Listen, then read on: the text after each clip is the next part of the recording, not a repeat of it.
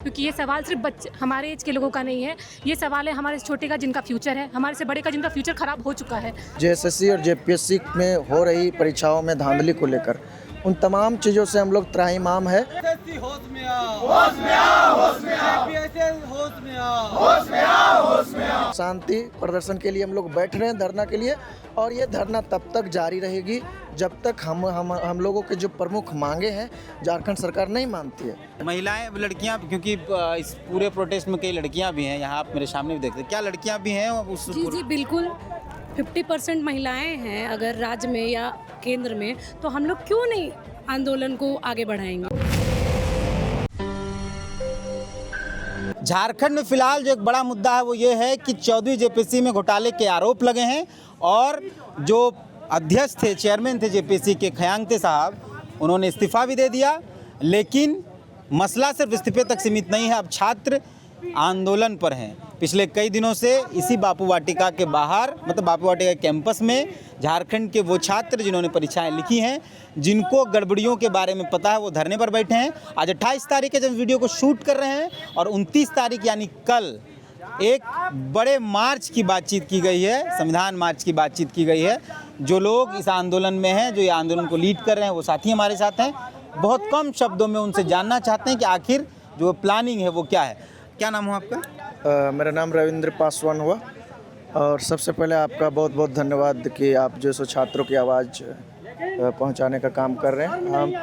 हम लोग का यही शेड्यूल है कि जैसा आपको पता होगा कि झारखंड के तमाम छात्र जो है सो आंदोलनरत है जेएसएससी और जेपीएससी में हो रही परीक्षाओं में धांधली को लेकर।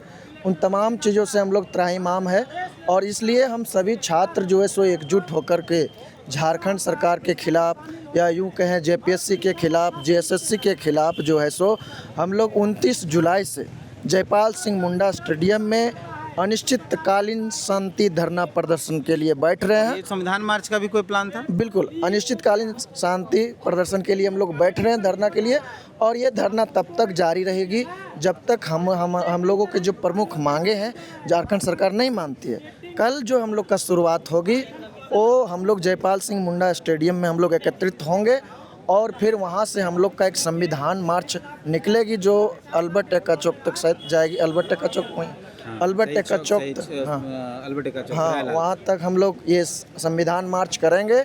उसके बाद हम लोग जो है सो देश के तिरंगा झंडा को लेकर के राष्ट्रगान से शुरुआत करते हुए देश के संविधान प्रस्तावना को साथ में रखते हुए हम लोग जो है सो शांतिपूर्ण धरना पर बैठेंगे और अनिश्चितकालीन धरना तक रहेंगे। हम लोग यही हम लोग का शेड्यूल है। महिलाएं लड़कियां, क्योंकि इस पूरे प्रोटेस्ट में कई लड़कियां भी हैं, यहाँ आप मेरे सामने भी देखते हैं, क्या लड़कियां भी हैं उस जी जी बिल्कुल 50% महिलाएं हैं अगर राज्य में या केंद्र में, तो हम लोग क्यों नहीं आंदोलन को आगे बढ़ाएंगे। आप आह्वान कर रहे हैं कि जी बिल्कुल बिल्कुल बिल्कुल, मैं आह्वान कर रही हूँ कि झारखंड में जितनी भी लड़कियां हैं जो तैयारी करती हैं, चाहे जेएसएससी हो, जेपीएससी हो, या जो भी तैयारी करती है, एलडीसी हो, सब आएँ। मैं उनसे आह्वान करती हूँ कि आप लोग आएँ, आंदोलन को शांतिपूर्वक हम लगातार बनाए रखेंगे तब तक जब तक सरकार हमारी मांग नहीं मानती है, जो हमारा जेन्युइन मांग है। क्या कहेंगे? सभी लड़कियों से आग्रह करते हैं कि कल हम लोग का संविधान मार्च निकाला जा रहा है अल्बर्ट एक्का जयपाल सिंह स्टेडियम से अल्बर्ट एक्का चौक तक, इसलिए सभी लड़कियों से आग्रह करते हैं कि सब आइए और मिलजुल के हम लोग सब इस आंदोलन को बढ़ाएंगे। क्या सर, मेरे हिसाब से तो सिर्फ लड़कियों और लड़कों को नहीं बल्कि उनके पेरेंट्स को भी आना चाहिए, बच्चों को भी आना चाहिए, क्योंकि ये सवाल सिर्फ बच्चे हमारे एज के लोगों का नहीं है, ये सवाल है हमारे से छोटे का जिनका फ्यूचर है, हमारे से बड़े का जिनका फ्यूचर खराब हो चुका है। तो मैं रिक्वेस्ट करूँ कि आप सभी जयपाल सिंह मुंडा स्टेडियम आए कल 10 से 11 बजे और हम साथ में संविधान मार्च करेंगे और अपनी मांगों को पूरा करवाने की कोशिश करेंगे शांतिपूर्ण तरीके से।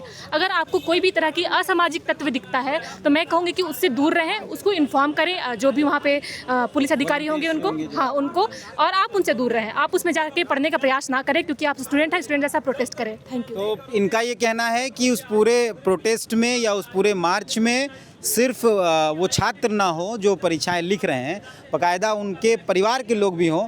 एक बात इन्होंने अच्छी कही, उसमें हम एक बात और जोड़ देते हैं कि सिर्फ आने वाले बच्चों के भविष्य के लिए नहीं, जो माता पिता हैं, जो बुज़ुर्ग हैं, उनका भविष्य का मसला है ना। नौकरी नहीं रहेगा तो खिला क्या, तो फिर भूखे रहिएगा।